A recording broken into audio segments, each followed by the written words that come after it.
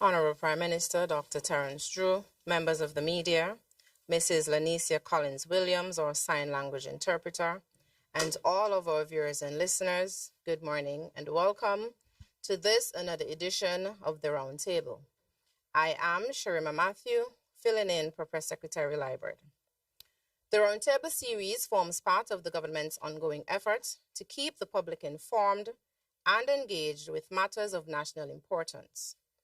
The Roundtable represents an opportunity for the media to engage the Prime Minister on government issues and concerns in their quest to properly report and provide updates to the general public. Specifically, we are joined here today by representatives from SKNIS, Kailani Johnson, ZIZ, Devon Cornelius, SKN Source, Ebony Brandon, WinFM, Lorraine Wilkin, and SKN Newsline, Glenn Bart. As is the norm and a sign of respect, kindly ensure that all phones are on silent. At this point, I will turn the mic over to the Honorable Prime Minister to give his opening statement, following which we will open the floor for questions from the media and comments or discussions. Thanks for being here. Thank you very much, Ms. Matthew, for your brief introduction. Let me recognize the press who is here this morning at another roundtable discussion. As I've been said before, this engagement is an ongoing engagement to ensure that the public is up to date with all of the relevant information and to promote transparency in a dialogue between myself and the press, which I think is very, very important. I also want to say that this government continues to be open. It seeks dialogue and it's people-centered. That is the only way we believe that governance can be fully maximized to the benefit of our people who are at the center of all of our policies. Let me just update the meeting, and we'll have an opportunity, or the dialogue rather, we'll have an opportunity to ask specific questions in areas that are, of course, of national interest, and I will mention some of them. So once again, I'm happy that we are here again at the round table. Let me just update on CARICOM. CARICOM held its 48th regular meeting, Heads of Government in Barbados, February 19 to 21, where we took a robust delegation, including myself and Foreign Minister, Senior Minister, the Honorable Dr. Denzel Douglas, along with Permanent Secretary from my office, Ambassador Larry Vaughan, other representatives from the Foreign Affairs, and also the Press Secretary, Mr. Javan Liburd. This meeting, we discussed the matter of free movement of CARICOM nationals. I would just like to state categorically that there's a carve-out for St. Kitts and Nevis, and I think Antigua as well, with respect to the full implementation of the CARICOM free movement. Let me state it clearly that St. Kitts and Nevis has not signed on to this. Last roundtable, there seemed to have been some, I would say, miscommunication, not on my part, but I'm not accusing the press of it at all. Maybe persons who were listening and intended to misinform the people. So I want to state it categorically. I think that's categorically enough. Also want to say that we discussed the issue of regional security and crime. We were able to form among heads, three of us to lead on this, including chairperson, Prime Minister Mia Mottley of Barbados, along with the Prime Minister of Trinidad and Tobago. And of course, we have a new Prime Minister now, and we'll know exactly by the 18th, 19th, 20th of this month who will be there. But whoever the Prime Minister of Trinidad and Tobago will be a member of this, and myself. And so we have engaged three principal persons to deal with this. We are looking at a criminologist, a public health expert, and we have asked a retired judge from Belize to head to chair this three-person lead to deal with the issues of regional security and crime. We have not yet identified a health expert, which we are going through, and I communicated recently with the chairperson, the Prime Minister of Barbados. We also discussed issues of climate resilience and renewable energy transition. Just to say that the European Union, who is represented by its president and the president of the European Commission, declared that the European Union is interested in buying renewable energy from CARICOM. And so our geothermal resource that is located on the island of Nevis was, of course, put forward as a possible offtake by the European Union in terms of their energy buy around the world. And so that has come. That is great news. And we are putting together a team from the CARICOM to engage the European Union to take it even further if they will be willing to even make the necessary investments as well to get us up to capacity to sell them energy in the form of hydrogen, principally the sources being geothermal, wind, and solar. And we should not exclude, of course, waves. The Caribbean is an energy-rich place in terms of renewable energy, and we can leverage this as a new type of new economic advancement. As I've said before, based on our sustainable island state agenda, that energy is at the center. If we resolve our energy issue through renewable energy sources, we would resolve a lot of our issues. And those words are not just my words, but if we were to go back and look at the IMF report of 2023, we would realize where the IMF actually did an analysis and showed that our transition to renewable energy would stabilize us in many ways, including economically and fiscally. And so when we started SEED, as we can remember, because as I've said before, the CBI cannot be our main source of income because that is a very vulnerable aspect of our economy. It is very, very vulnerable. I said it from day one that it would be the toughest thing that I have to deal with. And what you have seen has demonstrated that, and that we needed to quickly pivot.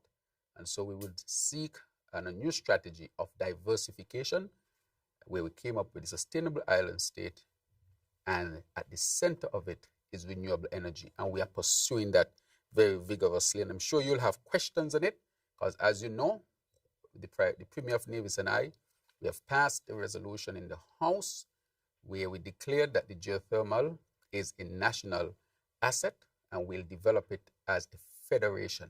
And we have made significant progress.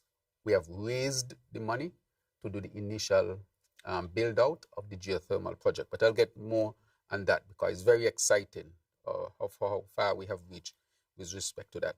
We also spoke about food security. As you know, food security is very, very important. We are now collaborating on a number of projects throughout CARICOM, with Guyana being the lead on it. Honorable Dr. Irfan Ali, President of Cooperative Republic of Guyana, is the lead on this, and he has actually put out a documentation. So we continue to work on the issues of food security. We know what is happening with these tariffs, but I would like to state categorically here that St. Kitts and Nevis has a deficit with the United States of America. I'll take this opportunity to give you all the numbers, and I will repeat them again sometime later on. We have a serious deficit, which means that the United States benefit much more from us. So unlike the issue that the United States has with other regions, it is positive for the United States. I got these numbers from the Controller of Customs, and he reported them to me. So I want to give this number to the press. When it comes to imports from the United States of America, in 2024, we imported, and this is the number in EC dollars, $754,029,809. $754,029,809 that we imported from the United States of America. In terms of our exports, we only exported $901,046.15. $23,901,046.15. That deficit, of course, if you were to do the calculation, is almost $750 million. Almost $750 million that we have a deficit with the United States of America. In other words, the United States of America has a surplus in trade when it comes to St. Kitts and Nevis. Across the CARICOM, the number is calculated to be about $54 billion.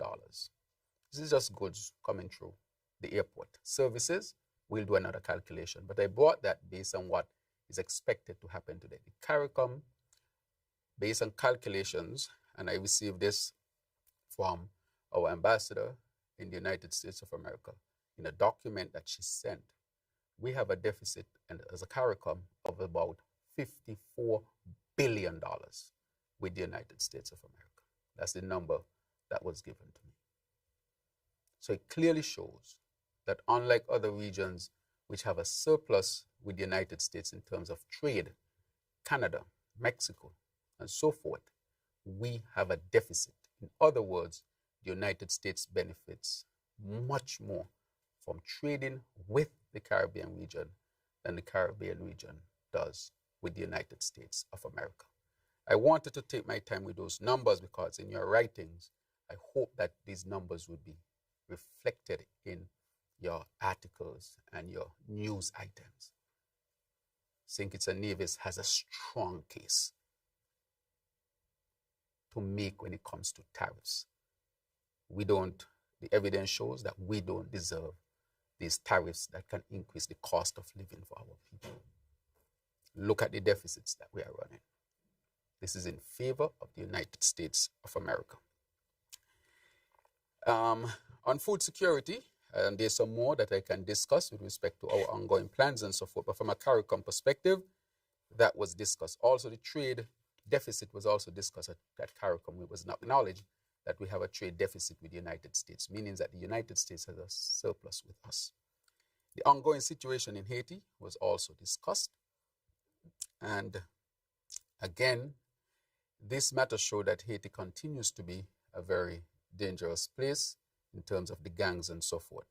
But in discussions with CARICOM and the United States of America, the United States of America is pledging that they would continue to support the stability of Haiti, just by way of report.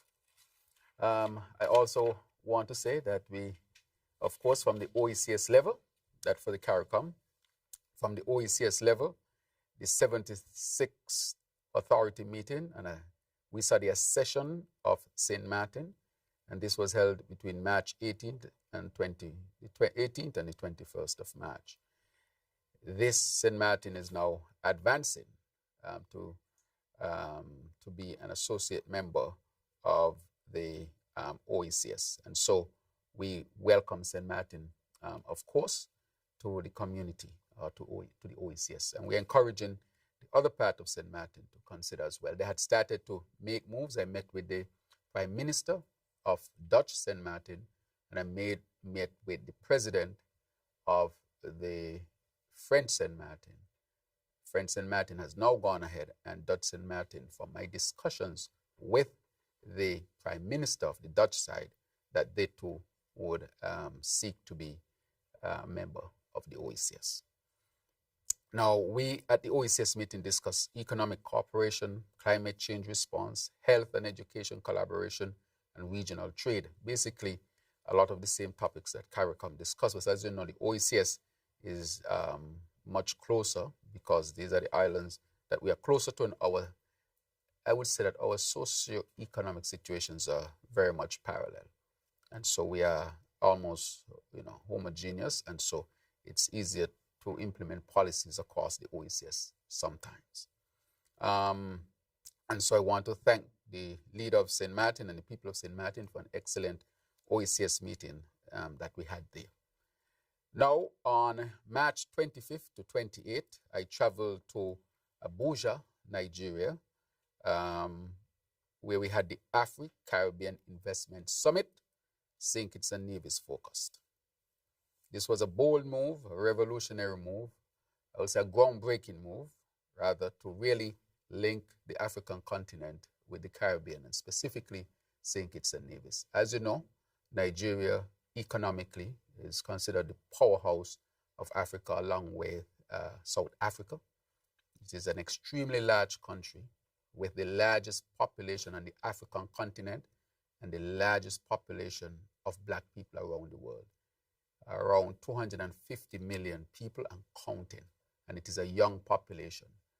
From all indications, Nigeria has what it takes to become an extremely developed country, in the sense that it has people, it has resources, soil, minerals, gas, and oil. And if you have people, you have land, and you have those types of minerals and natural resources and energy, it means, therefore, that you have what it takes to advance your country. And so it is projected that Nigeria will continue to grow economically, and it's important that we make the connection. The trip was extremely rewarding. I traveled with the Premier of Nevis, who is also the leader of the opposition, to declare to Nigeria that St. Kitts and Nevis politically supports closer ties and closer collaboration. And right now, the Afreximbank have been supporting very strongly, as you know, and we did a lot of good things in Nigeria, including signing an MOU. That MOU, I think, is a groundbreaking MOU. I don't think an MOU like that has been signed with any other country, Caribbean country, over our history. This is a real concrete move to link the Caribbean with the African continent, as we call it, the motherland. You've always heard that we needed to go back to the motherland. The Afreximbank is providing financing, which is a reputable bank, and Nigeria is very open. I met with the president of Nigeria, President Tinubu, and I met with him on his birthday. He said he really wanted to meet with me, and even though it was his birthday, he would meet with me.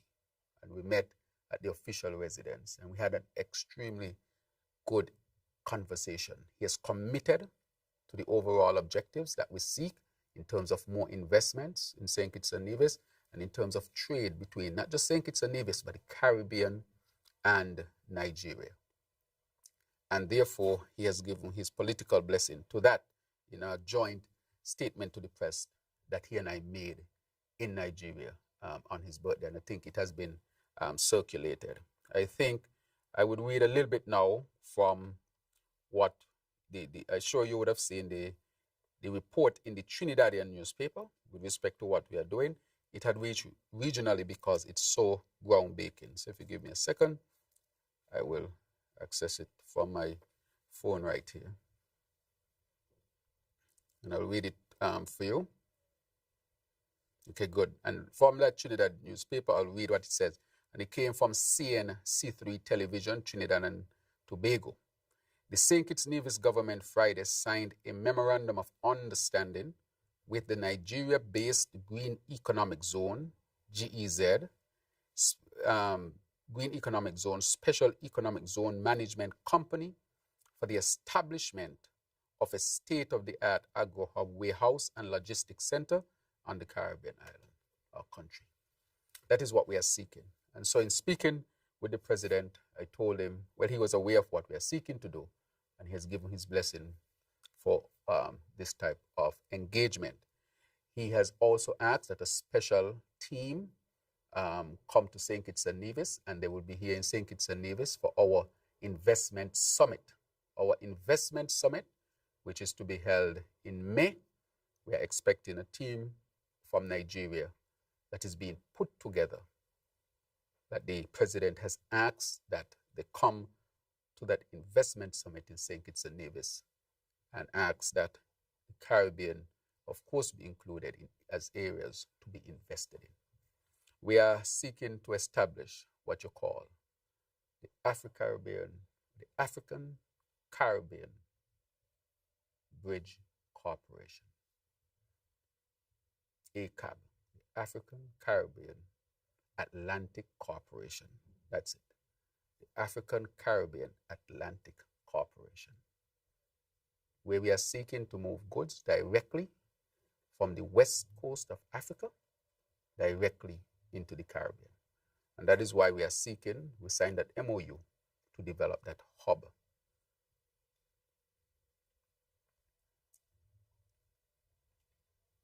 You can call it ACAB, African Caribbean Atlantic Corporation. We are seeking to build an Atlantic bridge between the west of Africa and the Caribbean. We had something that in the past worked against us, but this time we'll use it to reconnect us in the Caribbean with our people. St. Kitts is the smallest, but I think it was incumbent that somebody made the move, and the smallest country in CARICOM met the largest country in the African continent. And so we are establishing this. We expect there would also be movement of oil and gas that is being worked on, that is to come into Trinidad. And so we are working right now to move mainly agricultural products. But our discussion is we don't want things to come one direction. So there will be meetings between the minister and the producers here in St. Kitts and Nevis to get our products ready, because we intend to send to the west of Africa our products here in St. Kitts and Nevis. We have a lot of people who are producing here. We want them to upscale, because Nigeria has a population of 250 million people. If St. Kitts and Nevis were to just cater to 0.05% of that, that is much more than our own population here, and almost any industry here will survive as a result. This is a very, very, I will say, great potential for our people and for our producers here. And we'll continue to push on the Africa Caribbean Atlantic Corporation. We have to do what we have to do as a people to survive. When other leaders in their country do what they have to do, you can't be upset with them. They are doing what they think is right for their country. We must do what we think is right for our country. And so we have to diversify and meet our partners and other partners and create other opportunities for our people. In the Middle East, where we have gone, Africa, where we're heading, we'll be heading to India, the Far East. So we'll be looking for a series of new opportunities to advance our beautiful federation of St. Kitts and Nevis. I'm going to open the floor now, if you just allow me, just to give a quick few updates so that we can get into the discussion. Or maybe I can give these updates after.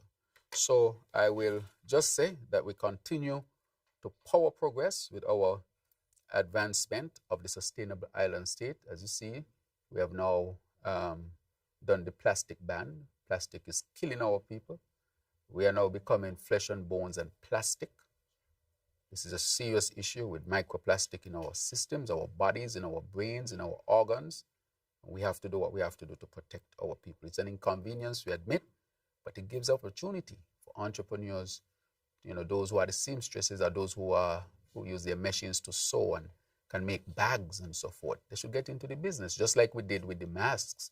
After a while, we stopped importing masks because our people were able to start to make the masks. So all these plastic bags that we had, I would like to see our people now making bags that will be able to be used for shopping and so forth. So it creates opportunities as well. We continue our investments in healthcare. Even at JNF Hospital, we have invested significantly. Education, public safety. We continue to build our renewable energy projects, which I'll have updates on, and we continue to diversify our economy. As I said, it is not easy. It is challenging because we are going from a a situation where we depended heavily on the CBI. And as I said from day one, based on what I met when I reached into government with respect to the CBI, that this would be an extremely challenging period to transition from the CBI. And now we see everything that is happening around the CBI.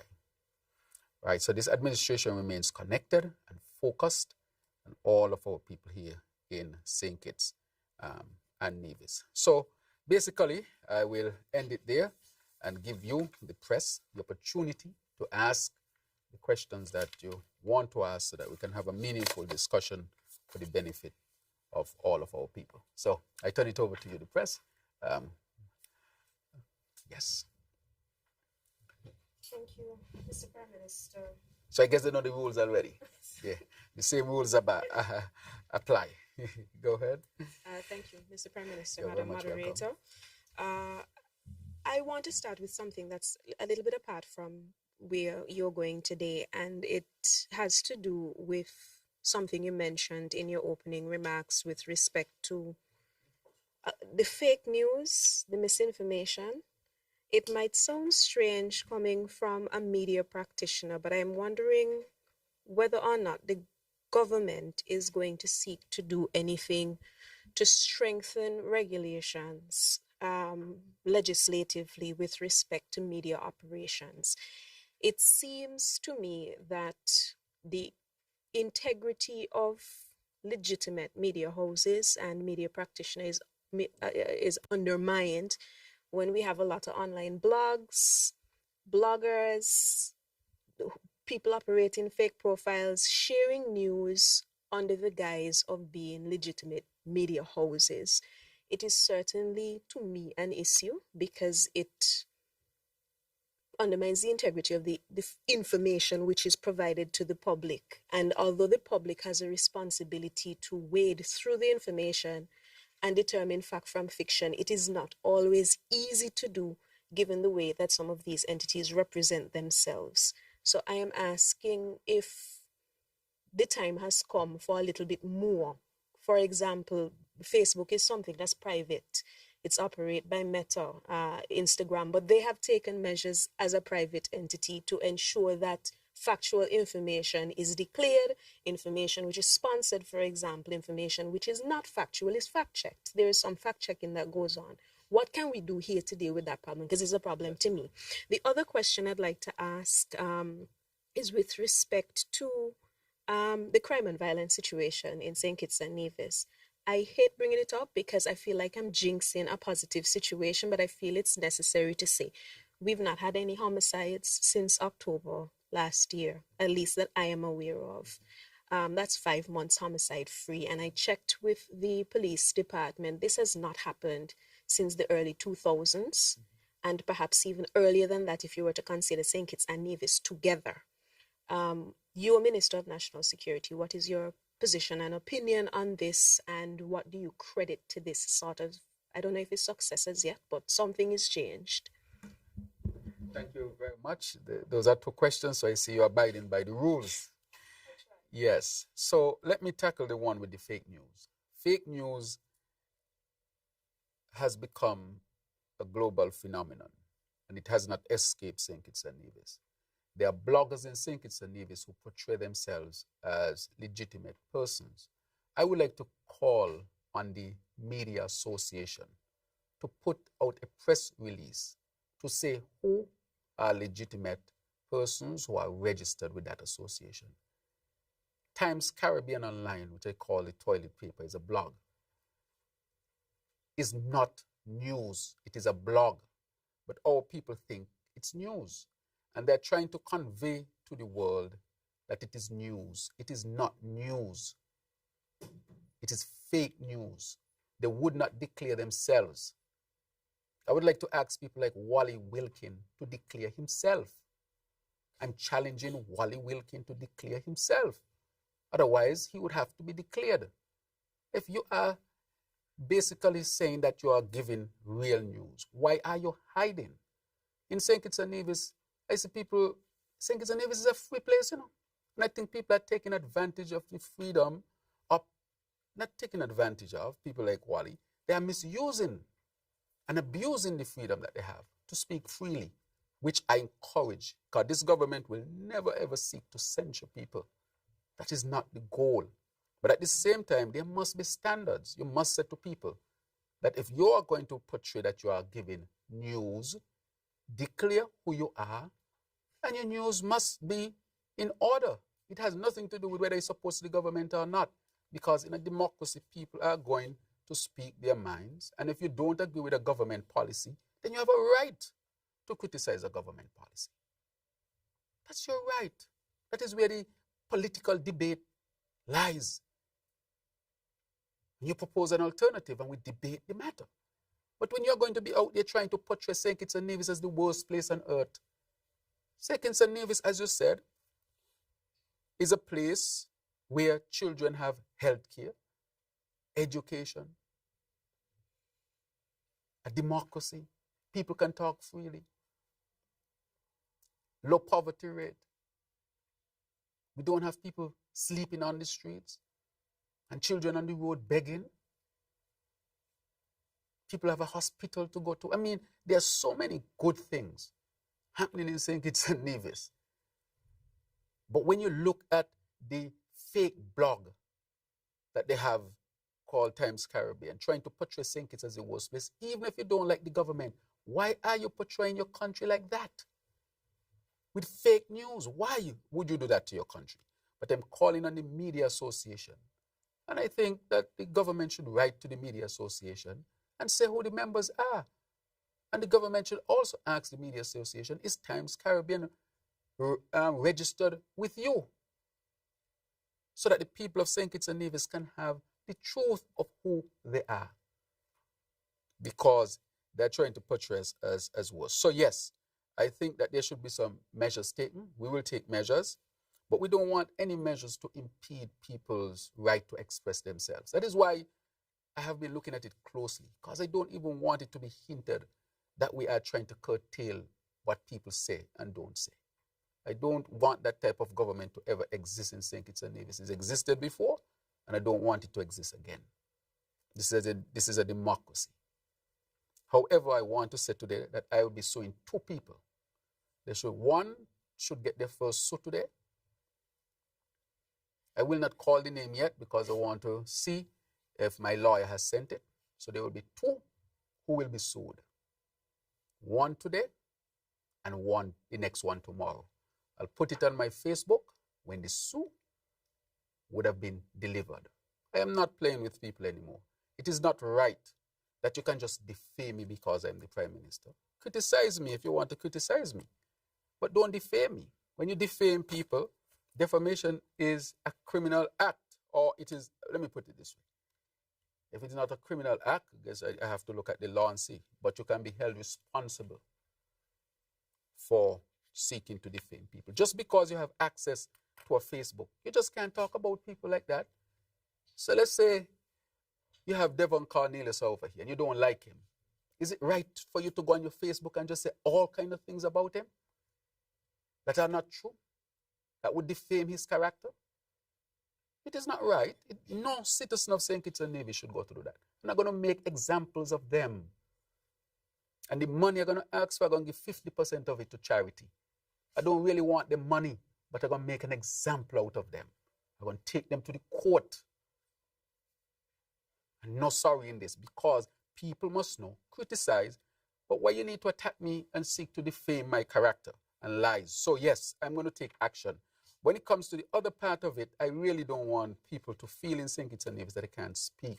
Because people should be able to speak. However, when the news becomes such that you're undermining your own country, some sort of action has to be taken. And I'm asking the Media Association to call its members in and to reinforce the issues, to reinforce the principles of good ethical practice. And to also declare who is a part of the Media Association and who is not a part of the Media Association, so people can know. So I think that that question will be asked of the Media Association. I think the president is Mr. Andrew Huey, correct? Yes. If I just may interject here. I'll finish the questions. I'll finish. I know Mr. Bad, but she asked a question. Yeah, so no problem. So and then I'll give you the opportunity to do it. So just mark it down.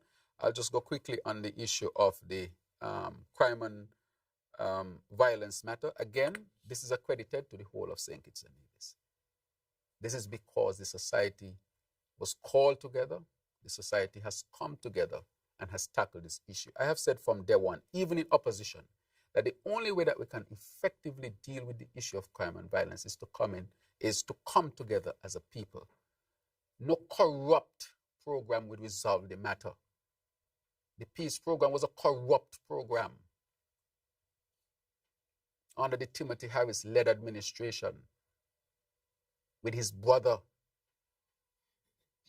They can't account for millions, tens of millions of dollars from the development bank. I have the audit to say that, and a case is ongoing. And I spoke to the lawyers yesterday that are trying to delay the case. They called the case, We did not sue them, They sued the government and trying all sorts of tactics to delay the case because they don't want the case to be heard. They had a day and a next day for disclosure, and they asked for a next extra day. Well, the extra day was yesterday. So I hope once they get the extra day, they are satisfied because the people of St. Kitts and Nevis deserve to hear this case. I said to the people of St. Kitts, we don't have to be corrupt. Corruption leads to what's happening in Haiti, what's happening in Jamaica over the many years, what's happening in Salvador. You cannot pay for peace. I've always held that. We need programs to help people genuinely. But money was embezzled from the development bank in the name of the peace program, where most of that money went to politicians and their cronies and not the people who were on the program. Hundreds of millions of dollars. The SIDF had hundreds of millions of dollars, near $500 million, and the country was never told once where that money went to. Don't you all ask these questions at the other press conference? Ask these questions. Where's the $500 million? How come you didn't tell us that the SIDF had hundreds of millions of dollars? Where is that money? Let them, the press has, just like how you all come here to hold me accountable, you must hold them accountable as well. They need to be held accountable. Where is the money? And there's somebody talking on radio, and they used to take the money out in a plastic bag. I'm going to reveal that at the right time, because the case is ongoing. They used to come out the bank with money in a plastic bag. That is what they're upset about. That is why every Wednesday they go on a radio show. Have them on tape, have them recorded. I have not revealed those things. People are too bold sometimes. If you know you're wrong, take wrong and try to be quiet now. You're wrong and still making a lot of noise. But I'm simply saying, with respect to all of that, that the St. Kitts and Nevis should learn us a lesson.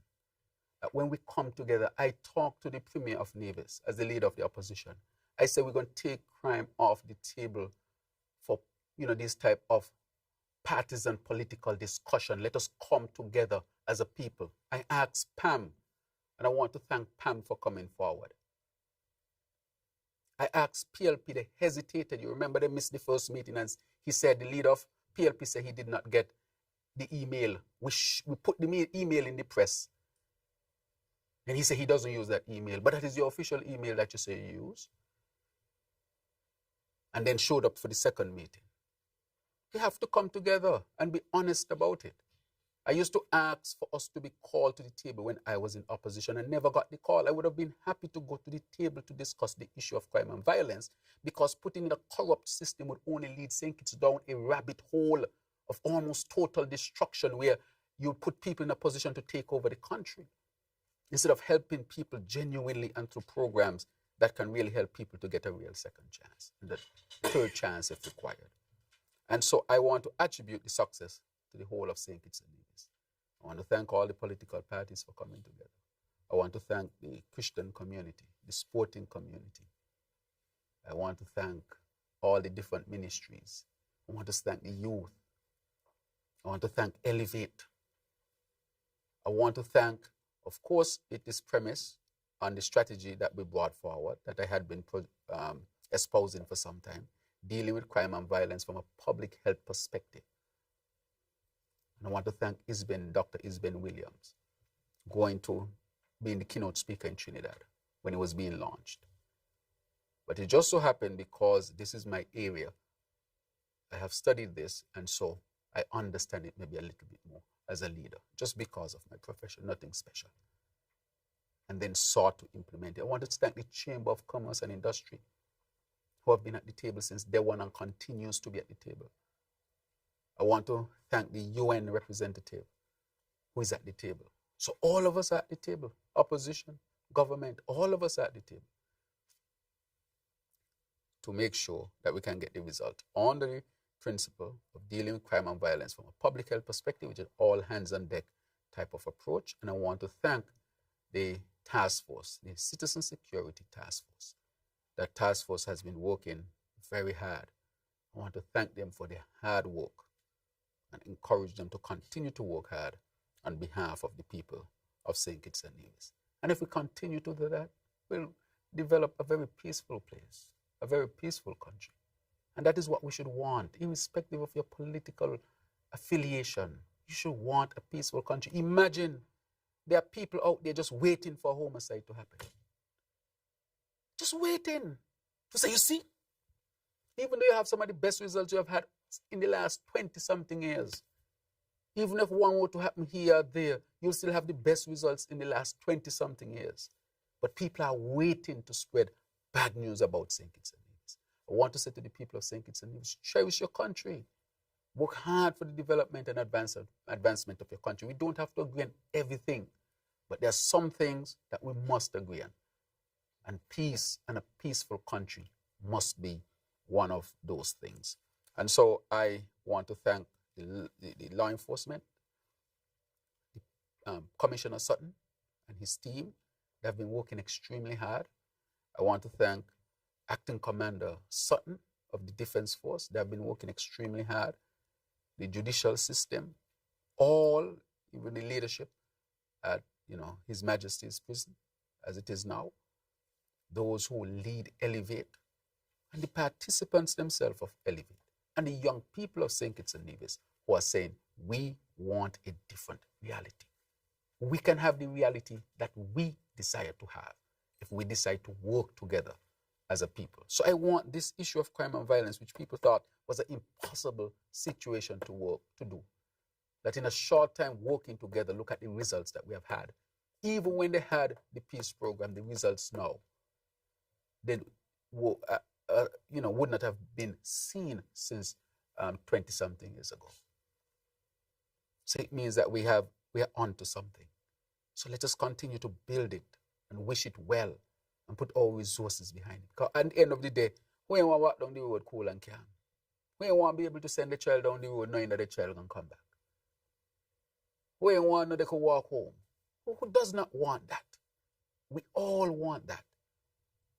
So let us work. I encourage all of us to continue to work to keep St. Kitts and Nevis. So I'm extremely proud of this result. And I said when I went to CARICOM, I said from day one, if you go back and listen to me, this is a scientifically proven approach. I said it will work. I have no doubt in my mind that it would work. But do we have the political will to implement it? And do we have the drive as a people to implement it? It will work. It will always work because it's scientifically proven. I know it will work. I happen to be an area that I have studied as a professional. And therefore, we know what will work. And therefore, we should continue to use this approach and better it and improve it and work it and modify it and tweak it where we have to make sure that we continue to see the results that we want as a people. So I want to encourage our people to become a peaceful people, a loving people, a caring people, that we can have political differences, but we are not going to compromise a peaceful and beautiful St. Kitts and Nevis. I think we can all agree to that. Thank you very much. Mr. Glenn Batt. Glenn Batt from SK Newsline. I just want to make a quick comment on the matter that was raised in fake news. And I speak in the capacity of being the first Vice President of the Media Association of St. Kitts and Nevis. Right. And just this morning, in the last couple of days, actually, we have been aware of a publication that has been going around, which is fake news, AI generated. And I just want to say that in terms of, we will have a statement coming out soon. Yes. But in terms of membership, I just want to say categorically that entities that are not properly registered in the Federation, legally registered, cannot access membership in the association. Thank you. So a particular publication that you've mentioned is definitely not part of the Media Association. Not part of the Media Association. Right. Thank you very much. So you're saying that Times Caribbean and SKN Times are not part of the Media Association. That's correct. Correct. Thank you very much, and I hope that all of our people would have heard that. Okay. Now, just to go on to my question, just to say that I'm glad to hear and see that the relationship between Africa and the Caribbean is actually growing.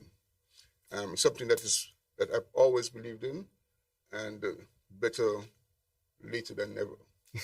Right? So I'm very happy. But I just want some clarification, though. Yes. With regards to the Green Economic Zone arrangement and the state-of-the-art logistic warehouse for St. Kitts, and then the African Caribbean Atlantic Corporation, can you just define what each of those are going to be doing, so that we're kind of clear as to what each component is involved in? Right. Thank you very much. So with respect with the hub is going to be built on St. Kitts and Nevis, and it's to receive, for example, goods and services, goods really from Western Africa that will come into this hub. And then from this hub, we can distribute throughout the Caribbean. And then what we want to do is to collect from St. Kitts and Nevis and the Caribbean in terms of goods to go back to West Africa. So that hub is a logistics, so it arranges, of course, the logistics of movement, and it's a hub where you can have receive and send. So that is what we signed. And the minister with responsibility for agriculture, cooperatives, and so forth, the Honorable Samuel Duggins, he signed it directly with this zone. And so in terms of the corporation that I'm speaking about, that is what we are proposing that it be called, but is a corporation already. Corporation meaning is not a corporation in the sense, it is the relationship, or working together rather. So corporation in that means working together, not a co-op, but a corporation, right? The cooperation between, or the working together between these two areas. That is what we want to term it. So the logistical hub is to make sure that we can move things. We had already calculated that to move things from West Africa to the Caribbean is about 15 days to get across. The Atlantic, that route is well known. We know what it was used for before. It was used to move slaves. But we are saying it is a bridge between Africa and the Caribbean that we're going to use to get our people back together again in a very cooperative way so that we can help each other in terms of our socio-economic development. And that bridge is well established for centuries. That had been used. They used to use these wooden boats from Europe across the Atlantic. Why can't we use modern ships now to move goods from Western Africa into the Caribbean and Caribbean? Africa has over 1 billion people. That is a market. If the Caribbean were to just get 1% of that market, we'll be able to sell everything that we have. 1% of 1 billion. Those of you who know a little more maths than me, you understand how many millions I'm talking about. If you get 5% of that, you can develop so many industries meeting the needs of the African continent across what we'll call the Atlantic Bridge. So we'll work to it. I'm happy that President Tinubu was able to say we'll work. The African Bank, we will work. It will take hard work. It's a bold move, but it's a necessary move. So that is where we are with it. So in that sense, that is what it means. Right, my next question then. Some weeks ago, this famous list of countries included, I think it's 4 Eastern Caribbean countries that were involved in the CBI programs, appeared, and the claim is that there could be, depending on what happens down the line, travel bans imposed by the United States administration. My question is, therefore, between then and now, has the United States administration communicated directly with St. Kitts and Nevis in regards to those concerns or that list? And if they have, what exactly are the concerns? And if they have not, do you think that the situation is credible enough to warrant St. Kitts and Nevis and the other OECS countries involved creating a strategic plan as to how they're going to engage the United States? Right. Thank you very much, Mr. Bat. That is let me first say that when that came out, I did not know it was out. I received a message from the highest representation at the U.S. Embassy in Barbados, because a new ambassador has not been appointed since the last ambassador left the position after the change of administration in the United States of America, Ambassador Roger, who was a hard worker there. And I received that message, and she said to me, PM, we know that this is in the media. Let me state that we have no knowledge of this, and Washington has not communicated anything to us. So we inquired at all levels, and everybody said there's nothing that they have seen of such. As a matter of fact, a representative from the State Department was asked subsequently in a press conference, and she said, I can't even speak to it because there's no list. But is Washington constantly reviewing things? Yes. And so we saw that, we inquired about it. Of course, it was discussed at the level of OECS, and OECS is going to engage the United States of America.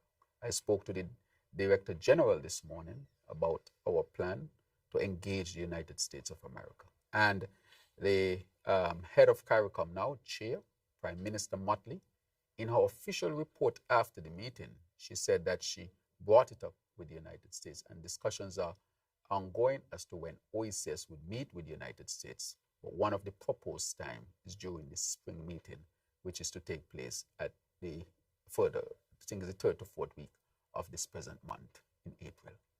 And so that had been sought. And so they have said there's no list, there's nothing really there that we can discuss on that particular matter. So our strategy is that all the countries come together. We have decided that we should go and engage and see, what they, but this engagement is an ongoing engagement. United States of America is one of our closest allies, has always been. And so we want to have continuous dialogue and discussion with the United States of America. We may not agree on everything because we can't. They have their own interests and we have our own interests as well. However, we have had a tremendously good relationship, and we want to continue that excellent relationship that we have had with the United States of America. So she has said to me, there's no list. However, we are seeking to have that dialogue going forward. Devon Cornelius, ZIZ Broadcasting Corporation. With regards to the figures that you mentioned regarding imports and exports, can you break down what categories of goods make up this figure? And what are the implications for our local industries? What measures is your administration implementing to ensure that there is a boost in local production? And the second question also has to do with the U.S. So we note that other countries in the region have engaged with the U.S. on the Cuban medical doctor issue. Can you detail any conversations St. Kitts and Nevis has had with the United States on this matter? Right. Thank you very much. With respect to the goods, I don't have the figures of how we would break down that. I just sought the overall figure, but that is something that can be had easily. Could be had easily from the customs, for example, so that can be provided. But the overall number is what I wanted to present to show the world and the people of St. Kitts and Nevis that the United States has a trade surplus with us. And the numbers I show shock people. We're talking hundreds of millions of dollars here. Now, when it comes to the issue of production, we want to increase our production. For example, we are going into large-scale farming once again. One of the first projects we are doing is the pepper project, which is on its way presently. We have already secured the land, 100 acres in the Keon area. We have already put the order in to get all of the fencing material. We have already have the bulldozer on the site clearing the land, so we are going through land prep at this particular time. Each 10 acres will employ, I think, 30 people. I think that's what it is. Each 10 acres will employ 30 people. But it would employ a significant number of people. I can say that to you. And if each 10 acres employ 30 people, you multiply 30 by 10, that's 300 people, correct? What we want to do is the land that is growing guinea grass and things. We know what guinea grass is. We want to stop grow guinea grass and grow food for our food security. We want to put that 100 acres under production. That will be a large-scale undertaking from the government that had not been seen since the closing of the sugar industry in 2005. We intend to farm hundreds of acres of land. So we're going to start with the first 100 acres. So it'll be a combination of our pepper project plus other food types that we'll be doing. I want to, of course, say today that we did the first trial with the Tabasco pepper project, and it was extremely successful. The trees grew tremendously well, and they are producing well. We know that we have good soil. God has blessed us with good soil. And it was demonstrated once again with this project. So right now we are clearing that 100 acres of land in Keon, and you all should have the opportunity to go and see it. I'm going to go and see it on Friday, and I think the Minister of Education, the Honorable Samuel Duggins, has been working very hard. And so I think he will visit there and give an update. Maybe he and I might visit the land area and give an update to the country as to where that. I say all of that, that is one of our moves to include production. As you know, that product will go back to the United States of America. So that will be an export for us. So based on the criteria that is being sought to put tariffs on country, we really should not fit into that. We should not fit into that. The United States exports significant amount, and we order a lot of things from the United States of America in the hundreds of millions. And we only export about 10 million. And we need to improve that. And I think that that was said by the United States of America as well. So we are working on that. So just to let you know that that is one of the areas that we'll be definitely working on as well. How can we get more products to the United States of America as we are trade with them, trade also with the western part of Africa, so that we can have multiple routes of trade. And so we don't have all of our eggs in one basket. Diversification is important. With respect to the Cuban medical matter, I had put out a statement. And my statement was a measured statement to answer the question being asked. Is St. Kitts and Nevis violating labor laws when it comes to the Cuban doctors? As you know, we are signatories at the United Nations level when it comes to human trafficking and practicing good labor, having good labor practices. We are part of ILO, the International Labor Organization, that deals with the rights of workers. My party is the St. Kitts Nevis Labour Party. We ushered in St. Kitts and Nevis the idea of rights of workers. That is what the labor movement was all about, or is all about. And so we would not seek to violate that with anybody or any country. And so when it comes to our relationship with Cuba and the Cuban medical doctors, who we are so grateful for, the nurses, they have helped us tremendously and continue to help us tremendously. And we must be grateful as a country for their tremendous contribution. They have saved many lives and continue to save lives. The reason why we have specialists in certain areas at the hospital is because of the Cuban doctors. We have anesthesiologists, those who put us to sleep, nephrologists, those who take care of the kidneys, oncologists, those who deal with cancers. We had urologists who deals with prostate. We have a prostate doctor at the hospital, yes, because we realized people couldn't afford it. We had an endocrinologist that's a specialist in hormones and diabetes at the hospital. I'm wondering if people know that. We have a neurologist that's a doctor at the hospital who deals with the brain. We have a radiologist that's a doctor who reads the x-rays and CT scans and so forth, and who will soon be reading our MRIs when our MRI center is opened this year. So we have ophthalmologists who deals with the eyes. And so the Cuba medical program has been extremely beneficial to our people, and I'm proud of it. But the question was asked, is there violation or violations of labor laws? And there's none. We contract the Cuban doctors directly. We pay the Cuban doctors directly. Before the Cuban doctors come, they have to go through an interview process. And we determine which one would come. So the Cuban government cannot choose who to come to St. Kitts and Nevis. We say who are available, and we do the interview, and then we choose. Then they sign a contract. The contract is signed between the doctor and the Ministry of Health. It is not signed between Cuba and the government. The doctors sign their own contract. And what is in the contract is what any other health professional gets when they sign a contract with St. Kitts and Nevis. So they get the same remuneration as our own specialists here. The same benefits they get, including their vacation time and the travel. They can open their bank accounts here. And so we are making sure that the Cuban doctors who come here, that they can benefit from all of the good labor practices that we have in St. Kitts and Nevis. And so in my statement, I think I made that abundantly clear. If a question is asked that is a legitimate concern, I think it is incumbent upon us to answer it legitimately.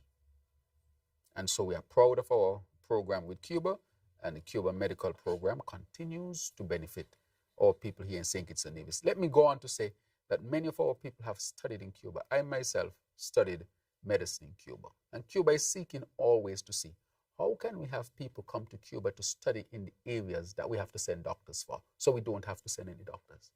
That is how transparent and open and genuine Cuba is with it. We can give you a spot to have a specialist in brain, in kidneys, in prostate, and so forth. So you will have your own people trained in these specialized areas, and Cuba would not have to be sending specialists to you.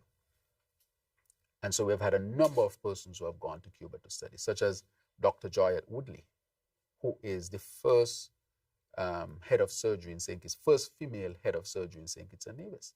Dr. Davine Wilkin, who is the medical chief of staff. And I think she might be, I'm not sure, could be the first female medical chief of staff. And if you look across the health sector, a lot of our people who went to Cuba to study who are actually keeping up the health system here in St. Kitts and Nevis. And so in a real sense, the Cuban medical program has been a good program for our people, and I'm immensely grateful for it, and the program will continue to serve our people. And there are no labor laws that are violated.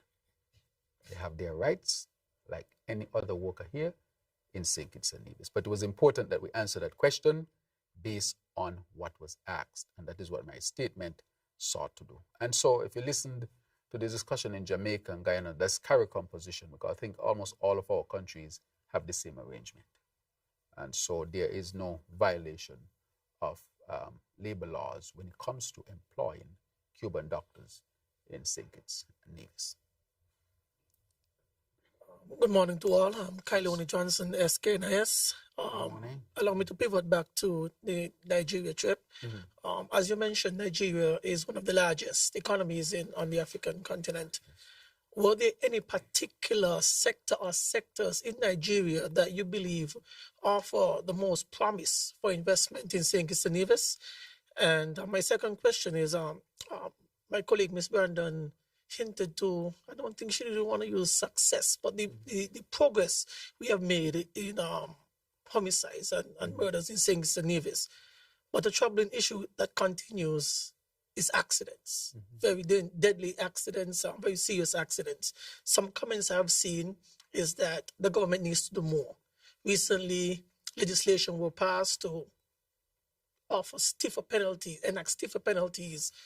So my question is it as much as that the government has to do more, or is it the people themselves have to be more responsible?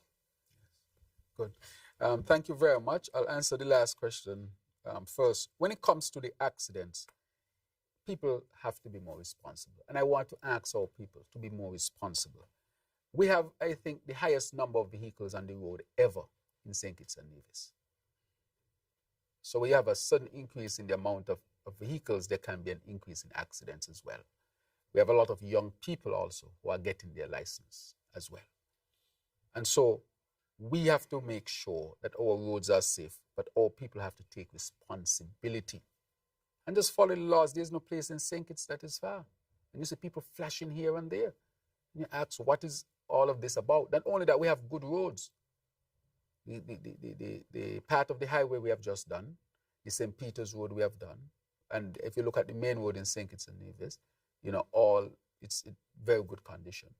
And so people drive too fast. And that is the main problem of people driving too fast. And lack of duty and attention. However, as you see, we went to Parliament because we have not taken this lightly. And I want to thank the Honorable AG, Honorable Gad Wilkin, who has put the task force together to deal with this matter. And we have passed stiff laws. You know how much tickets are given out? A lot of tickets are being given out for tint, for driving fast without seatbelt, and you're just giving them out. And it seems like, well, it's not affecting people, even when we have increased the fees significantly. And people still continue to drive fast and without duty and attention. The next act is that we are now in the process of implementing very soon technology. You will just be receiving your tickets in the mail. So you think you drive fast, or you both stop and you got away? No. You'll see your ticket in the mail. And based on the issue, you'll be taken to court.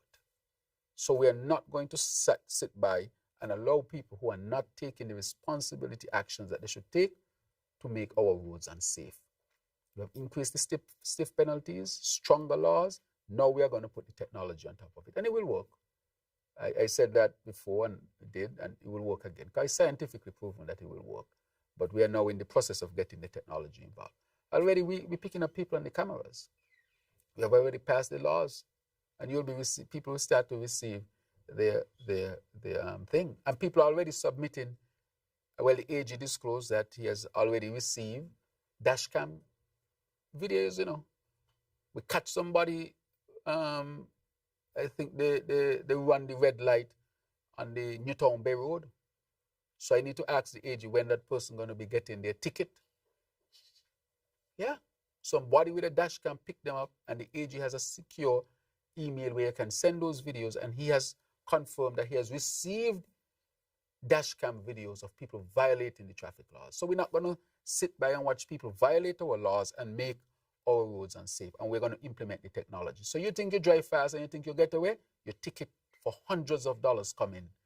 And I want our people, just respect the laws. Keep St. Kitts and Nevis safe. Because the very life you save might be yours. And so we are working on that front. You asked about the Nigerian trip and which areas we look at. We look at the area of agriculture, for example, and food security. Nigeria, I think, has some of the largest areas of arable land in the world, period. Just miles and miles of land, and that land can grow a lot of things that we buy from other places. So that can be another source for us to be able to get agricultural products. And then here in St. Kitts and Nevis, we're increasing our own agricultural production, and we have unique type of products here that they may not have. For example, I see people making soap of herbal, this and that. Those are unique brands.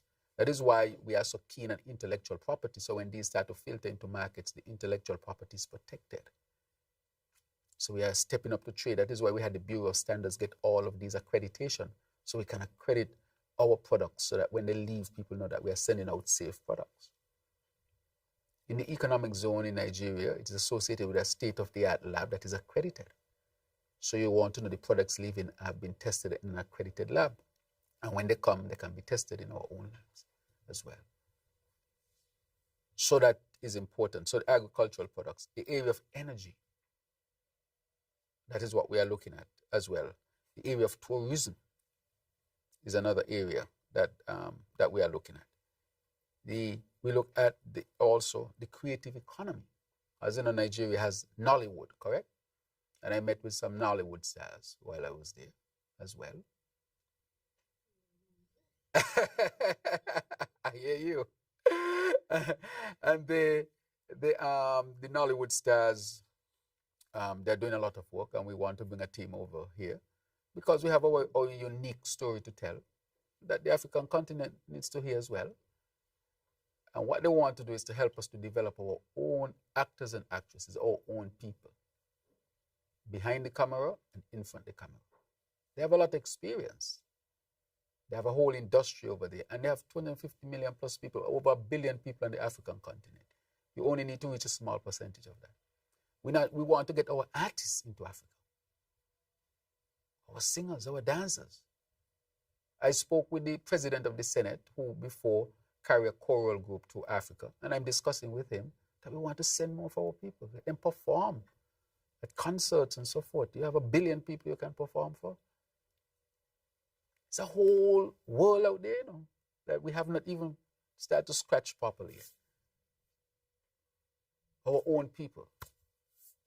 If you go to Nigeria, unless you speak, nobody would know that you're not from Nigeria. You need to go and see where you come from. You'll be surprised. Go and see where you come from. It's interesting over there. And so these are areas, so even the creative economy.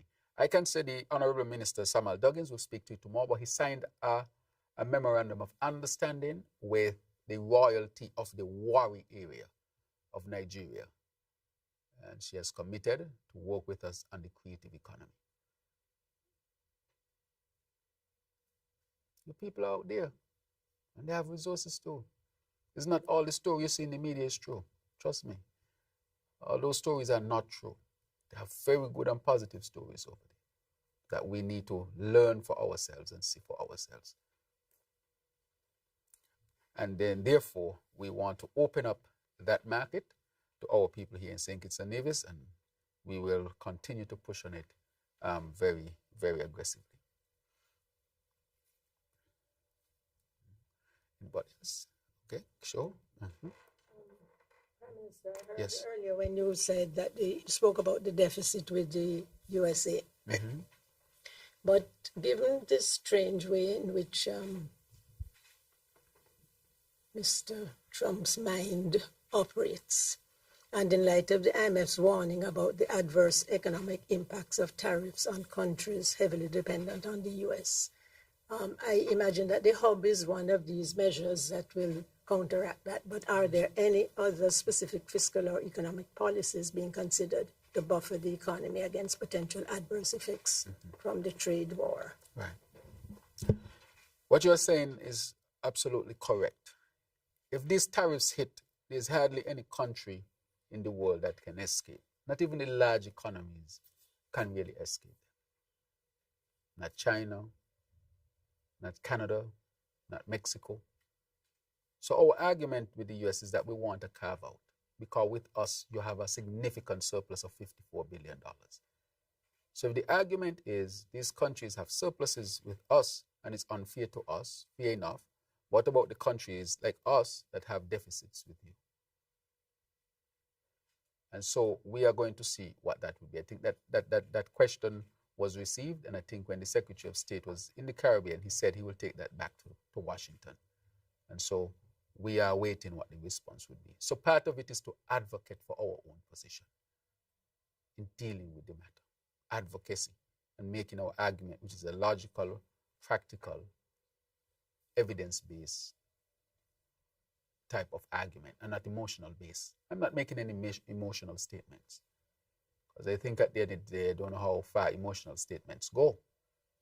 What I'm making are factual statements, measured statements, so that the facts can be looked at and decisions made based on actual facts. And so that is where we are. So our advocacy is important. The second aspect to it is to educate our people. Our people need to know. This is not government dependent, as some people want to make it out to be. This is beyond government. So our people need to come together and understand this. This would affect prices of certain things, or has the potential to affect prices of certain things, certain goods, certain services. We might be called upon to change what we consume, what type of services we access. We might be called upon to do that based on the cost. Because let's say you're accustomed to one particular type of rice, but that rice is coming from a country that there's a tariff. But you can get the rice, let's say, from South America, Guyana, northern Brazil, that is much cheaper. Then we might just have to say, look, we might have to eat a different type of rice. It is a reality. Otherwise, we'll have to spend so much more on the food coming from up north. A situation created not on our own doing, but because policies were made. Again, countries have a right to make their policies. I can't be upset with that. We have to ask our questions. What are we going to do for ourselves? That is the question that is being asked. So, one, as I told you, our own advocacy. Two, calling on our people. Now, three, building resiliency. That is why now we are going to now start to, as I said, farm 100 acres immediately. And before the year done, we want to have about 300 acres under production of food for our people. That is why all this land we see around St. Kitts and Nevis with Guinea grass, we want to remove it and grow food. The persons on the step, a lot of our persons on the step who have been in the area of landscaping and so forth, we are going to move a number of those persons to the farms. Let us produce food. And that's going to help people to transition in the PEP, make the PEP sustainable, the step sustainable, because now they'll be working and producing, increasing productivity. We have to increase our own productivity. If you have people on the side, and people have complained that you have so many people doing landscaping, how about if those people go on farms in agriculture to produce for our people? It's the same type of work, correct? Same type of work, but it's just that you're going into a productive area where you can produce food for the people, produce food for yourself. And so if each 10 acres is going to take 30 people, 100 acres is going to take about 300 people, 200 acres is going to take 600 people, 300 acres is going to take 900 people. That's producing jobs for 900 people, producing food for our people. So one of the ways is actually to go into large-scale farm production so that we can produce more of the foods that we need here in St. Kitts and Nevis. Open up new trade routes, such as to Nigeria, for example, or the African continent, seeking to open trade routes in northern Brazil. That is another one I think we are seeking to do as well. And then having investments coming. For example, I'm meeting with a company called Evergreen, sponsored by the African Bank, to invest. Discussions going on with respect to investments into aquaculture or fish. And then discussions into chicken production as well. We are now producing so much eggs in St. Kitts and Nevis. We have our own hatchery. We are now looking at a slaughterhouse. Our own animal production in Bearfords, which we are developing with Southern University. Thank God for Southern University, which is a black university from Louisiana. Very soon, I'm sure you have the date, we're going to launch the Cannabis Authority. You know who have been helping us with that? Southern University, which is the top university in cannabis production in the United States of America, that we signed an MOU with them. Not only that Southern University is helping us with our animal production, along with Ross University. And the cannabis industry is expected to create a whole new industry. We are developing our tourism. As you know, we have exploration to build the Ritz-Carlton. And our hope that the new reality in the world doesn't affect the investment, because it's a new reality. But things has been progressing well thus far. We want tourism to be strengthened. More flights are coming in. We're having a robust cruise tourism season. Very robust. The numbers have gone up. Numbers have gone up in all areas in tourism. Overnight stays and so forth. Construction. Bastia High School. The hospital. We'll see these later on. And I know the Minister of Housing will speak to housing as well. But that will not be left behind. We're actually progressing. Even though there have been some challenges, which I will never deny. But I will say clearly, if we bring in an investor and the investor does not live up to what is expected, we have things in there to protect us,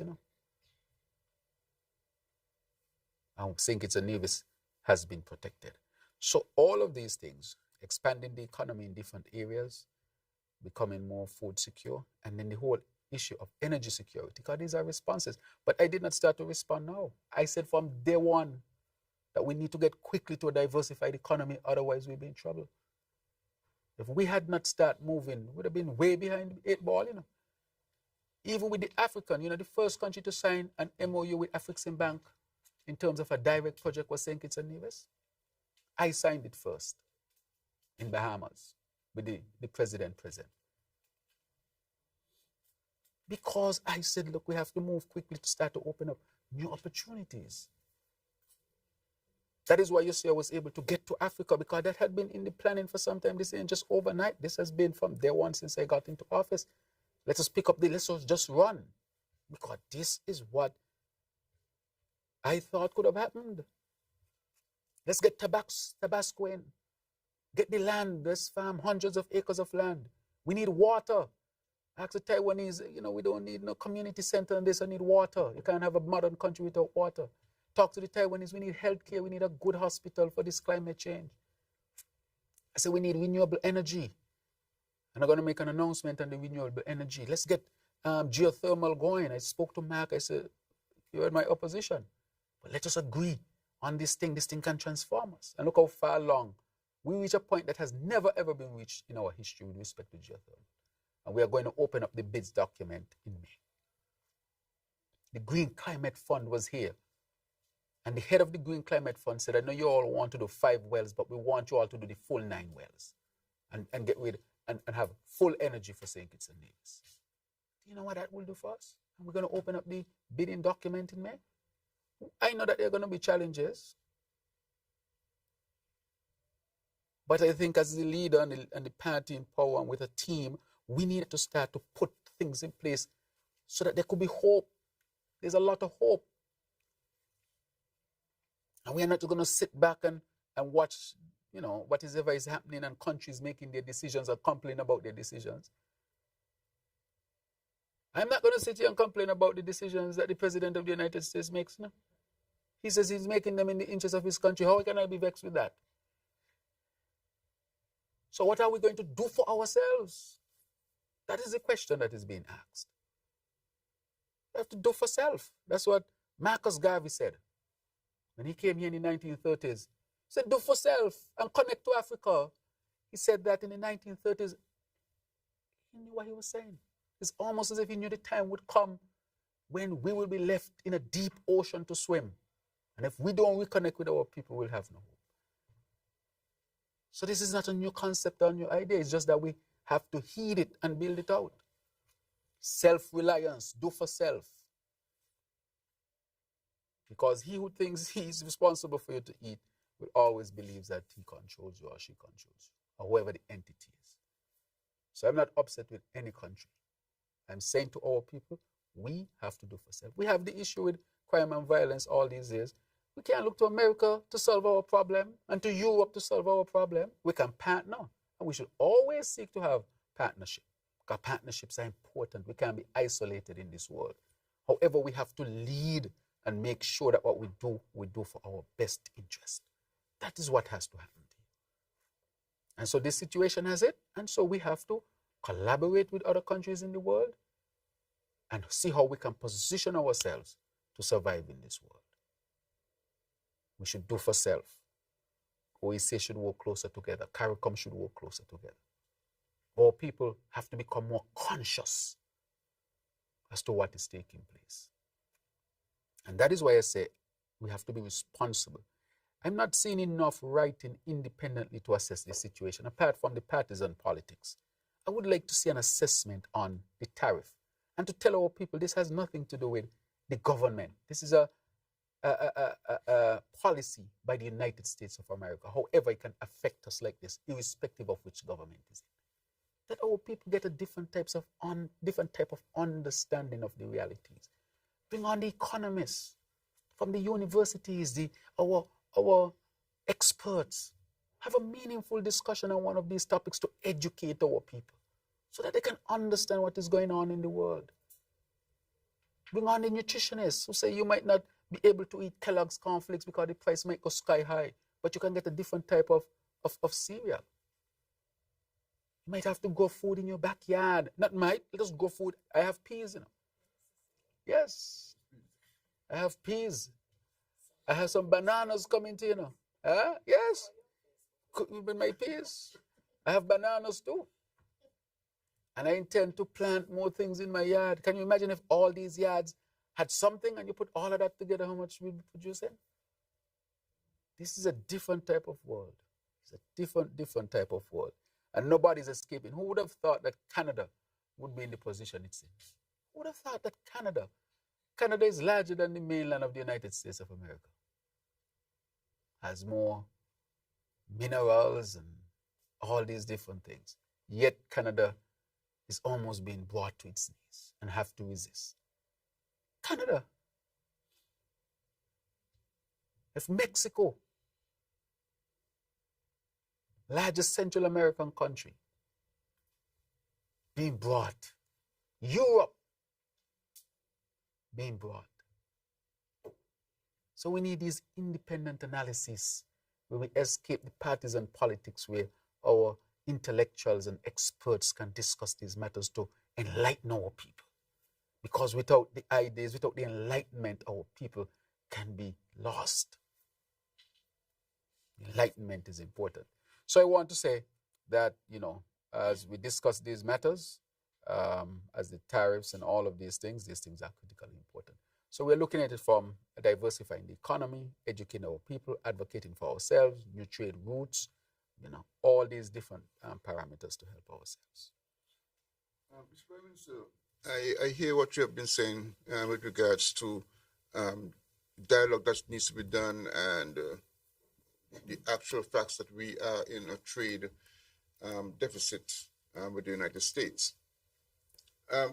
There's a school of thought, however, and we have been seeing the conversation kind of playing out on various channels on YouTube, where it is believed that the United States might have a long-range goal about the relationship with the Caribbean, to make the Caribbean a lot more dependent than it is now on them and on the US dollar.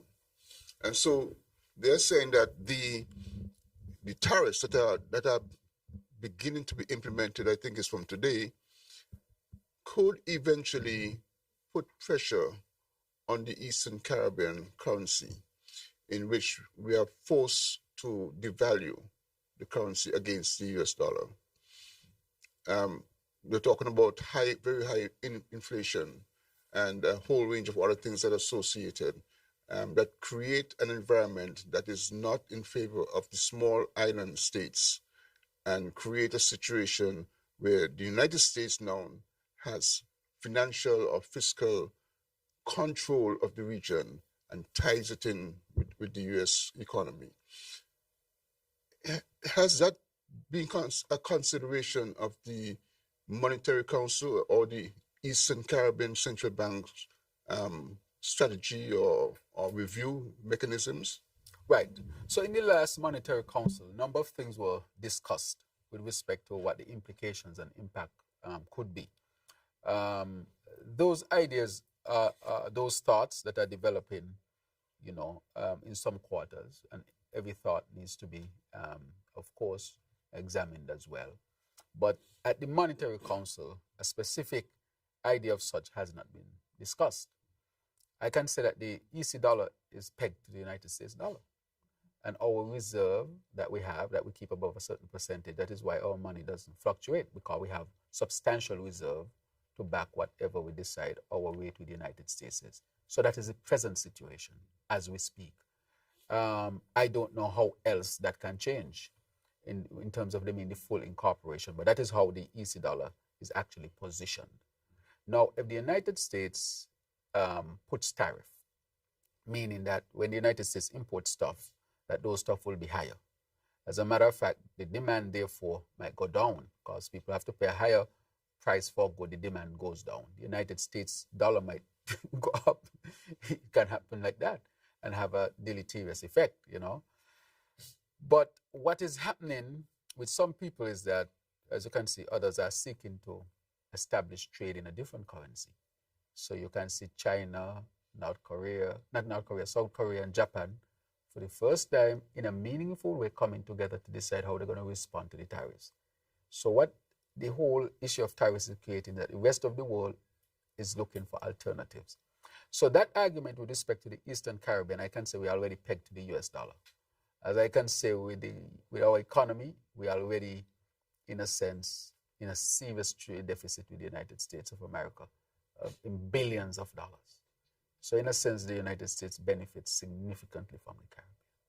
They benefit more than we benefit from them when it comes to trade. I don't know how much worse it can get. That is why we are saying this can't make sense for the Caribbean, but we'll wait and see. And, that argument, I think it can be looked at.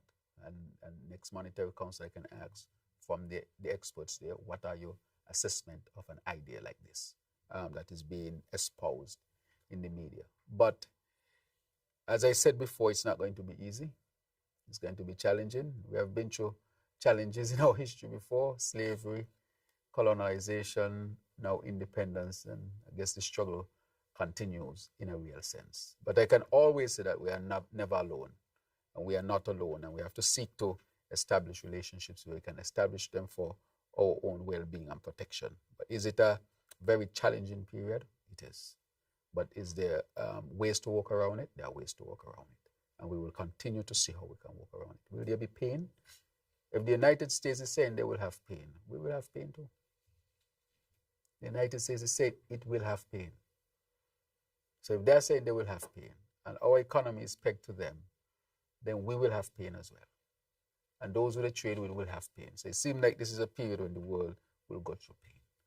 But we have to educate our people and bring their consciousness up. Because people will try to make it partisan, a political partisan issue, and it's not. It is an international issue. Right? Those who have access to energy are those who will immediately do well. Can you imagine if we had our geothermal? Man, we'd be smiling. Say, okay, well, we have geothermal, we got water, we got land, we could grow food. The lights on, people have food and water, we can take on anything else. That is why you see me was pushing so hard. We have to get the geothermal.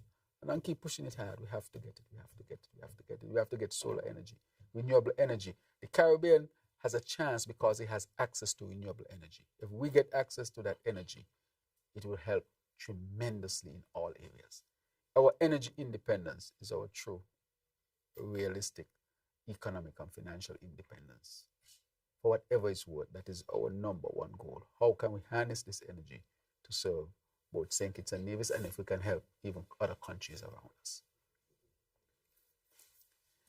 Just one very quick question, please. With respect to the conversations you had in Nigeria, a lot of discussion about trade and agricultural development. Was there any consideration given to education and the opportunities there, and tourism? Antigua tried that with questionable degrees of success, but Nigeria is literally a straight shot across to the Caribbean. Yeah. Any considerations for tourism and education? Right. So we spoke about education, spoke about healthcare as well, because Nigeria has a lot of resources. So yes, we discuss education and we discuss. So when the team comes, we will start to flesh out these things. But there's different, and we discuss tourism. They can invest in our tourism infrastructure here as well, because they can invest in hotels and our infrastructure where they can partner with us, so that there's room for that as well. And in terms of the movement of people as well, that I know was tried before. Maybe you need to look at it very much closer and see how we can better it. But there will come a time, because Nigeria is growing so much, and the West African and the economies are growing as well, that you'll have a large middle class over there who will be looking for places to go. Why not jump on a jet, come to the Caribbean for a week and head back over there? You don't have to go to Europe and pass over the Caribbean to get there. Even with that, we can be discerning, because if you have a population of 250 million people, and you have, let's say, 15 to 20%, worst case scenario, 15 to 20% at least upper to middle class, 20% of $250 million, of 250 million people, you understand how much, that's 1/5 of that. Well, 1 into 25 is what, 50 million people? So 50 million people have disposable income to travel. You don't want to tap into that. So if 2 million of them can come to the region, that's a significant boost in our tourism. So we have to cater as well. So yes, that was discussed as well, especially on the behalf of the Premier. He discussed that one as well. I want to shift to healthcare, Mr. Prime Minister, with regards to the Climate Smart Hospital. What is the status of that project in terms of what stage is the development now, and how do you respond to concerns regarding the land ownership for that construction, for its construction? And in January of this year, there was a statement from the government signaling support for St. Kitts and Nevis nationals who may face possible deportation from the US and perhaps other countries. How many have since been deported? Right. So as far as I know, only one. The last time I got an update was just one. Was deported from the United States of America. If there's any more, I have to get an update. But that's the last update I got from the Chief of Immigration, Chief Jeffers, with respect to that. So I will say, that is where that is. However, moving on to healthcare, the issue of the land is settled. Let me say it that way. This is a national project and nothing is going to frustrate that. So I would not even get into a discussion of the land area per se. There's going to be what you call a One Health concept. We will have medical school, vet school. We're going to put a research lab there. It's going to be a concept that we're going to really launch in St. Kitts and Nevis. And that area will become a health hub, whether it's animal health, all the different health, because we believe in the concept of one health, because animal health affects human health. If you have issues with animals and people eating meat, what do you think would happen to them? And some animals carry diseases that people can catch, correct? If you have plant health can affect human health. And human health can affect the environment, which can affect animals and plant. We're really one. Animal, plant, environment, we're just one. And so that we want to promote the concept of one health. But let me tell you what I've gotten. I've gotten the schematics of the hospital that are finalized. So we expect construction to start within the first half of this year. That is what we're on track for. It's a major project. And of course, major projects they take a lot of planning and so forth. So I'm pleased with where we are. And so I'm going to get an official update. I got the official document for the schematics. I'm going to get the official update tomorrow as it is laid out for me, just for me to be updated, of course. We have done so already.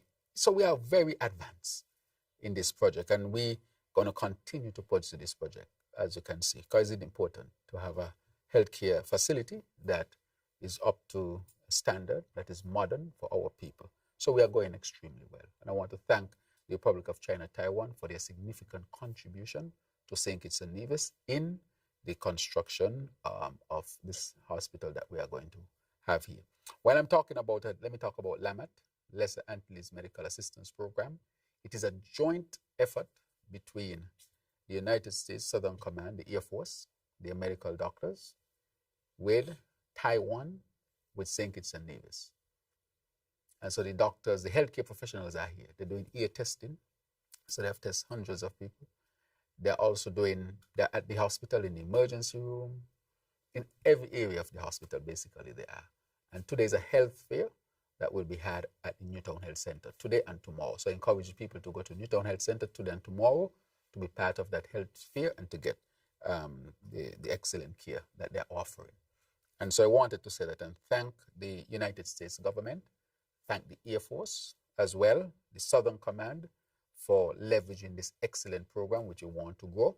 And we also want to thank the Republic of China, Taiwan, for making available resources and their own medical staff or healthcare professionals to come into St. Kitts and Nevis and offer that to our people and to our own people here in St. Kitts and Nevis. The Ministry of Health that has been working extremely hard to make sure that this goes well. From all indications, it is well received and our people are benefiting tremendously. So I want to say thanks to the United States government, thanks to the Taiwan's government, and thanks to the government of St. Kitts and Nevis to work collaboratively to bring healthcare to our people here in St. Kitts and Nevis. Yes, question. Right. When was that person deported, and what support has been given to them since Right. then. So some people, that person was deported and came back to their family, basically. So they were able to come back to their family. That's one. And secondly, the last time that I got, and they would update me each time we get somebody from the United States, and that person I think came back in January. January and February. We just had one person who came back. Okay, my final two questions, Mr. Prime Minister. As you mentioned earlier, you're one of the lead for a CARICOM, basically a committee on crime and violence. Yes. Do you intend to advance the public health aspect that you have basically introduced and brought to St. Kitts and Nevis, and which has been so successful? Do you intend to advance this approach as part of this committee for the wider Caribbean vision? And finally, for me, today's World Autism Day. Would you care to give any word of support to persons affected by this, children and their family, their support structure on this very important day? Yes. Thank you very much. I intend, of course, I've been espousing it at the level of CARICOM and the OACS, dealing with crime and violence from crime and violence from a public health perspective. Not only that, the RSS will be having its regional meeting here, which will start, I think, is on Thursday, correct? And I'll be handing over to St. Lucia, Prime Minister of St. Lucia.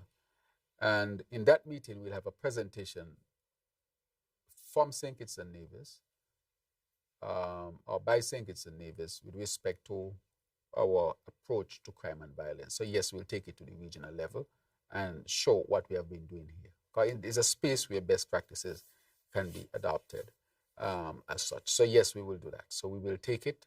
As a matter of fact, I think I mentioned before that I've asked for a public health experts to be a part of that 3-person team to lead on it in the region. So yes.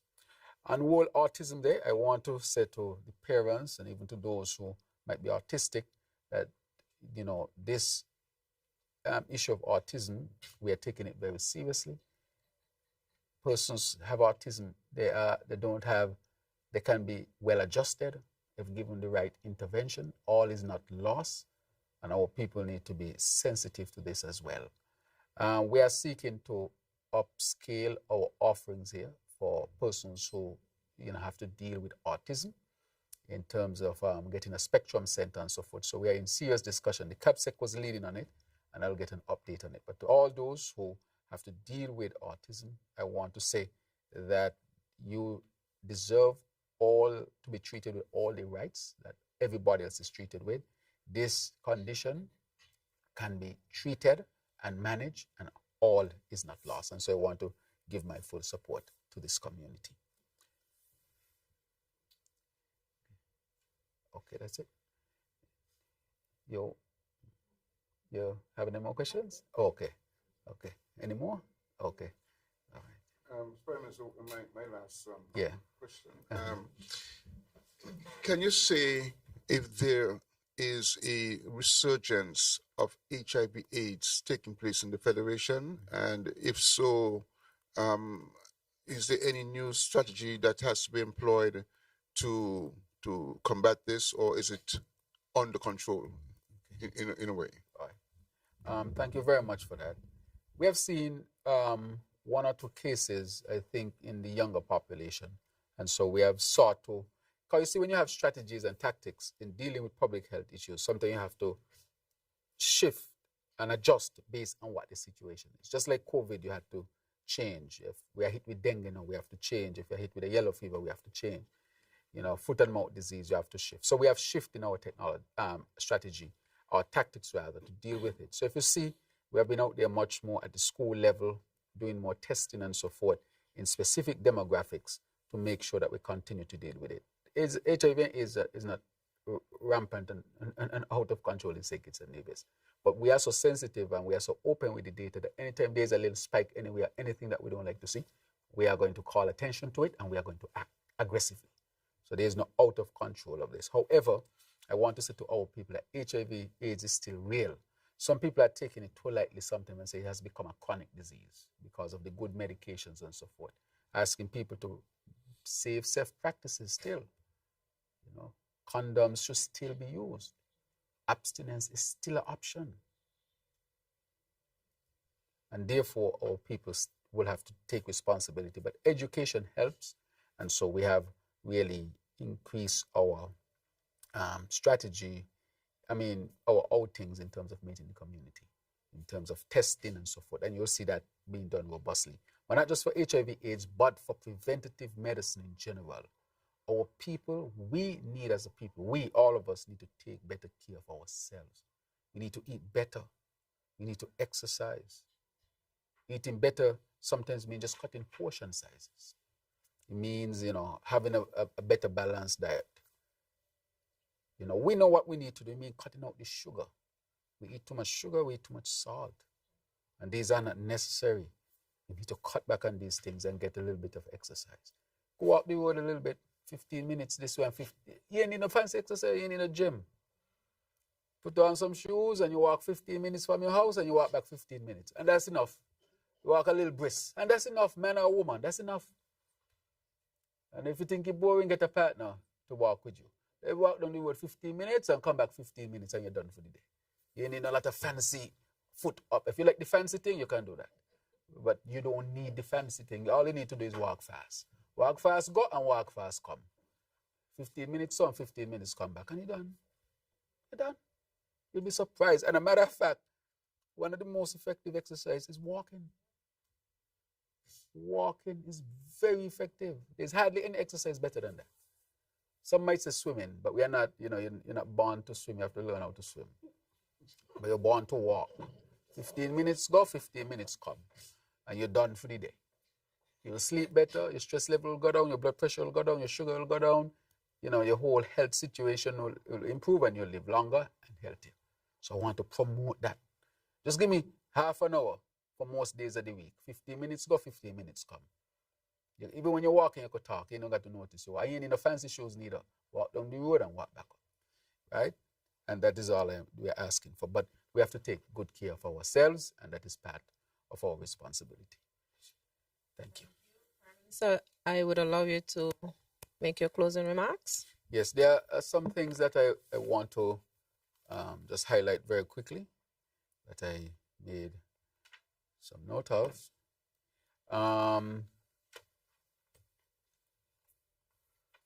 Right. And the press asked the questions that I wanted to talk about with respect to the CBI program and the EU, because something just came out from the EU. Now we know the EU has changed its legislation to determine how you have visa-free access. We in St. Kitts and Nevis, we have done a lot of changes. We continue to engage the EU. We continue to do what was necessary. As I said when I came in, we were on the chopping block as far as the UK was concerned. We saw one country got visa denial during that time. We did a lot of changes and proved to them that we were willing to upgrade and change, and we did not lose our visa-free access. However, we cannot dictate what another country does or another region does, but we will do all that we can do to protect whatever relationship we have with the EU. And so we'll continue to work to strengthen our CBI program. Right now, we are setting up a regional regulatory body that I had asked for. I'm happy that all of us are on board in terms of the countries to make sure that the regional regulatory body can regulate all of the CBI programs and build more confidence and engender more confidence in our international partners. But St. Kitts and Nevis has done a lot of work when it comes to our CBI to strengthen it, make it more transparent, and make it less risky to our international partners as they might perceive it. But we continue to work, and we'll continue to engage, and we'll continue to try our best to preserve our relationships with our international partners. So I wanted to touch on that. Sometimes just having a CBI program, the CBI had become our number one revenue earner. And that is why I said we were in a very dangerous position. Because at the same time, we are seeking to make sure we do what we do to preserve our visa. We have to make sure that we balance that everything with. But one does not go against the other. Because the CBI is not about visa access. It's about investments. We're not doing this for visa access. It's about investments. And so we want to prove to the Europeans and so forth that this is about investments, not visa access. That is a different question. That is our good relations where our people can travel to and fro without impediment. But the CBI I want to say today is about investments, not visa access. We denounce any advertisement out there about visa access. We want this to be about investments and advancing St. Kitts and Nevis. We denounce anyone out there who is seeking to undersell our program. As a matter of fact, we are going to make a release very soon of persons who we are going to strike off to market and do business with St. Kitts and Nevis because they are in violation of our laws. We are serious about it.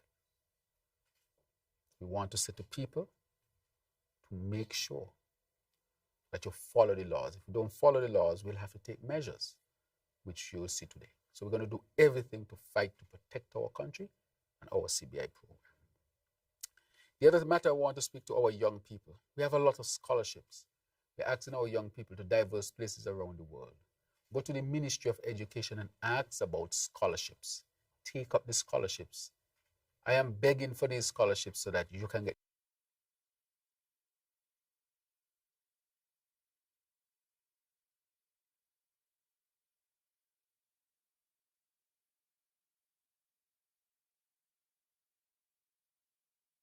every time I travel, we ask for scholarships. They give us scholarships.